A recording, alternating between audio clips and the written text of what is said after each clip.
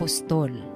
Mahal na Teofilo, isinalaysay ko sa aking unang aklat ang lahat ng ginawa at itinuro ni Jesus buhat sa pasimula hanggang sa araw na siya'y umakyat sa langit. Bago siya umakyat, tinagubilinan niya sa pamamagitan ng Espiritu Santo ang mga apostol na kayong hinirang. Pagkatapos ng kanyang pagbabata, maraming ulit siyang napakita sa kanila. Sa gayon, napatunayang siya'y buhay. Napakita siya sa kanila sa loob ng 40 araw at nagturo tungkol sa paghahari ng Diyos. At samantalang siya'y kasama-sama pa nila, kanyang tinagubilinan sila. Huwag muna kayong aalis sa Jerusalem. Hintayin ninyo roon ang ipinangako ng Ama na sinabi ko na sa inyo. Nagbinyag nga sa tubig si Juan, ngunit di na magtatagal at bibinyagan kayo sa Espiritu Santo. Kaya't nang magkasama-sama si Jesus at ang mga alagad, nagtanong ang mga ito, Panginoon, itatatag na ba ninyong muli ang kaharian ng Israel? Sumagot si Jesus, ang mga panahon at sandali ay itinakda ng Ama sa kanyang sariling kapangyarihan at hindi na kailangan pang malaman ninyo kung kailan iyon. Ngunit bibigyan kayo ng kapangyarihan pagbaba sa inyo ng Espiritu Santo at kayo'y magiging mga saksi ko sa Jerusalem, sa buong Judea at Samaria at hanggang sa dulo ng daigdig.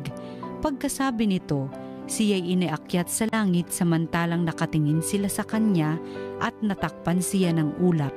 Habang sila'y nakatitig sa langit, 2 lalaking nakaputi ang biglang tumayo sa tabi nila.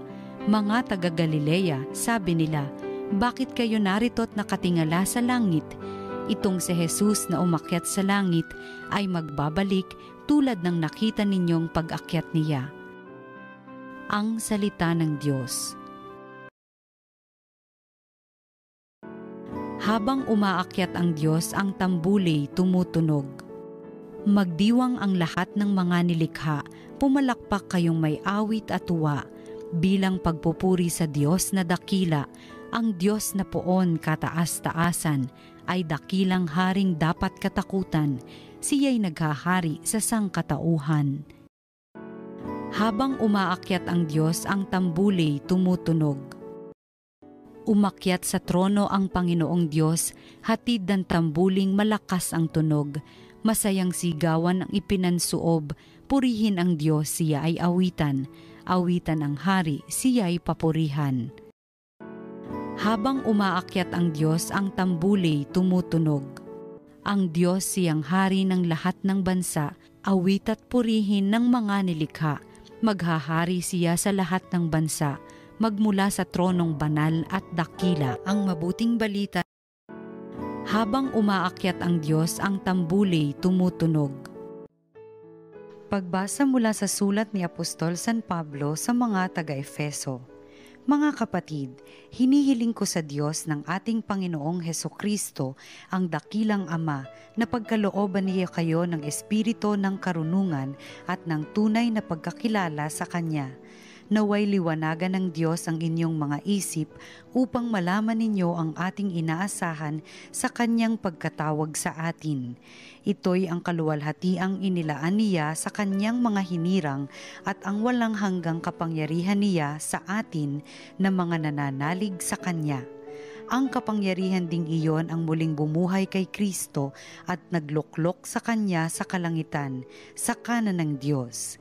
Kaya't nasa ilalim ng kapangyarihan ni Kristo ang lahat ng paghahari, kapamahalaan, kapangyarihan at pamunuan. Higit ang Kanyang pangalan kaysa lahat ng pangalan, hindi lamang sa panahong ito, kundi pati sa darating. Ipinailalim ng Diyos sa kapangyarihan ni Kristo ang lahat ng bagay at siya ang ginawang ulo ng simbahan. Ito ang katawan ni Kristo, ang kapuspusan niya na pumupuspos sa lahat-lahat. Ang salita ng Diyos. Salamat sa Diyos. Ang wakas ng mabuting balita ng Panginoon ayon kay San Marcos. Noong panahong iyon, napakita si Jesus sa 11 at sinabi sa kanila, "Humayo kayo sa buong sanlibutan at ipangaral ninyo sa lahat ang mabuting balita. Ang sumampalataya at mabinyagan ay maliligtas, ngunit ang hindi sumampalataya ay parurusahan. Ang mga sumasampalataya ay magtataglay ng ganitong tanda ng kapangyarihan. Sa pangalan ko'y magpapalaya sila ng mga demonyo at magsasalita ng ibang wika. Sila'y hindi maaano, dumampot man ng ahas o uminom ng lason. At gagaling ang mga may sakit na mapatungan ng kanilang mga kamay. Pagkatapos magsalita sa kanila, ang Panginoong Hesukristo ay iniakyat sa langit at lumuklok sa kanan ng Diyos. Humayo nga ang mga alagad at nangaral sa lahat ng dako. Tinulungan sila ng Panginoon sa gawaing ito. Pinatotohanan niya ang salitang kanilang ipinangangaral sa pamamagitan ng kapangyarihang gumawa ng himala na ipinagkaloob niya sa kanila. Ang mabuting balita ng Panginoon. Pinupuri ka namin, Panginoong Hesukristo.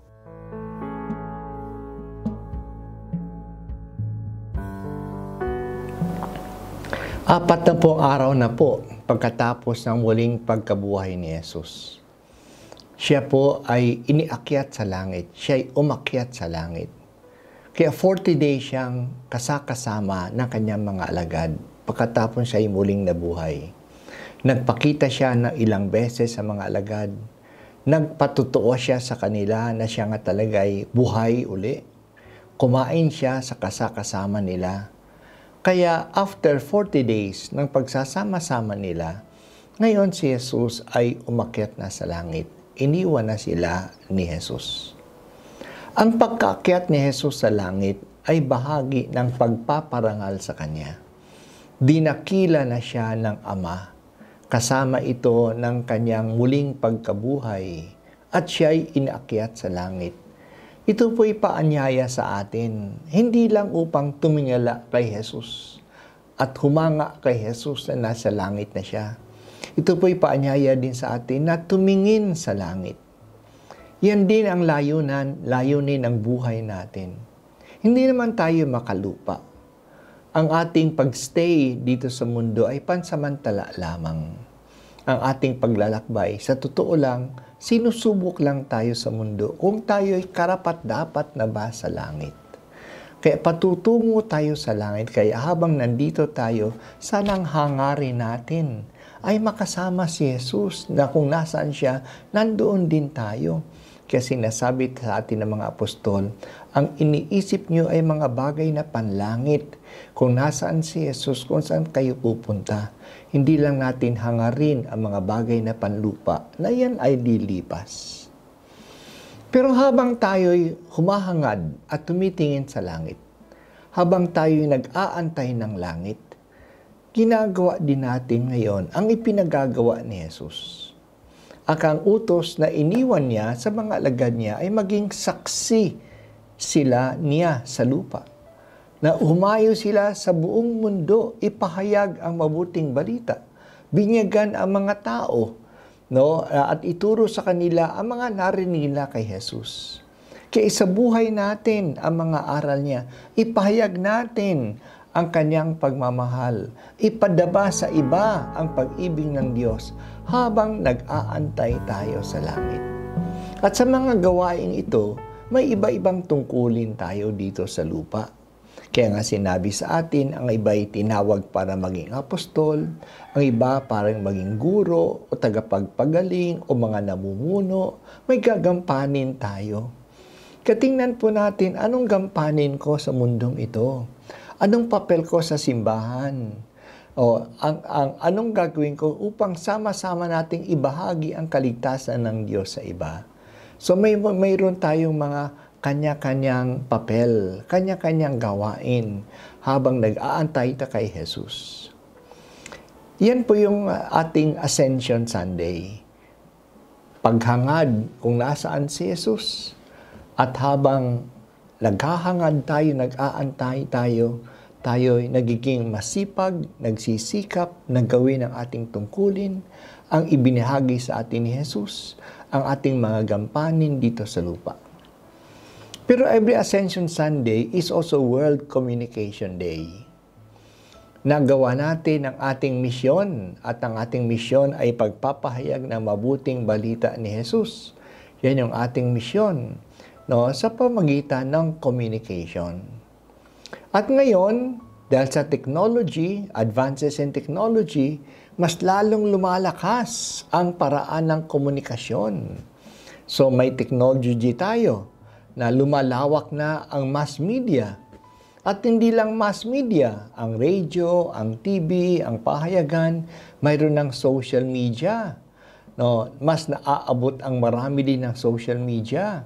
At tayo naging bahagi na rin ng pagpapahayag ng mabuting balita. Kaya nga, ang communication ngayon ay isang magandang pagkakataon ng magpahayag ng magandang balita ng Diyos. So, hindi na lang tayo tagatanggap ng balita, pwede na tayo maging active mismo, no, sa pagdadala ng magandang balita, sa paggamit ng maayos, lalong-lalo na ng social communication. So magagampanan natin ang ipinagagawa sa atin na maging saksi ni Jesus, no, sa pamamagitan ng communication. Pero nakakalungkot na sa halip na maging paraan ng magandang balita, ang social communication ay ginagamit upang magpakalat ng kamalian, magpakalat ng kasinungalingan, magpakalat ng puot o pagdududa sa kapwa-tao. Nakikita po natin yan. Marami mga sasama ay nangyayari dahil sa social media. Kung hindi tayo maging maingat, pag tayo'y pumasok sa social media, pag alis natin, mas naguguluhan tayo. Mas nagagalit tayo. Mas nalulungkot tayo. Hindi tayo nakatanggap ng mabuting balita. Kaya piliin natin ng maayos ang paggamit natin. Huwag sana tayong madala ng kasamaan. At hindi lang tayo pipili ng maayos, hindi lang tayo gagamit ng media. Gamitin din natin ang social media sa pagdala ng kabutihan, sa pagbigay ng pag-asa sa mga tao. So, sa pagbigay ng kagalakan sa mga tao, sa pakikiisa sa kanilang pangangailangan. Kaya maging maingat po tayo. No, may powerful tool ang mass media, powerful tool ang social media kung gagamitin natin ito ng maayos. Kaya salain natin ng mabuti ang ating natatanggap. Hindi lang basta nandiyan, pakinggan natin o kaya panuurin natin. Pinipili natin. Kapag nakita natin hindi maganda, iwasan na natin at hindi lang tayo pa-browse-browse kung anong gusto natin makita. Talaga may purpose tayo, no, sa ating paggamit ng social media. Kaya sabi ko nga, ito'y paraan ng pagpalaganap ng katotohanan, ng kabutihan, ng pagmamahal sa Diyos at ng pagmamahal sa ating kapwa. Ngayong taon, ang paksa ng World Day of Communication ay tungkol sa technology ng artificial intelligence.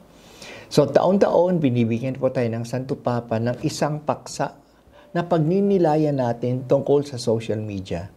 At ang paksang ibinigay sa atin ay Artificial Intelligence and the Wisdom of the Heart towards a fully human communication.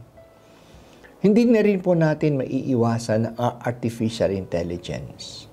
Pumapasok na yan at ito'y makapangyarihan.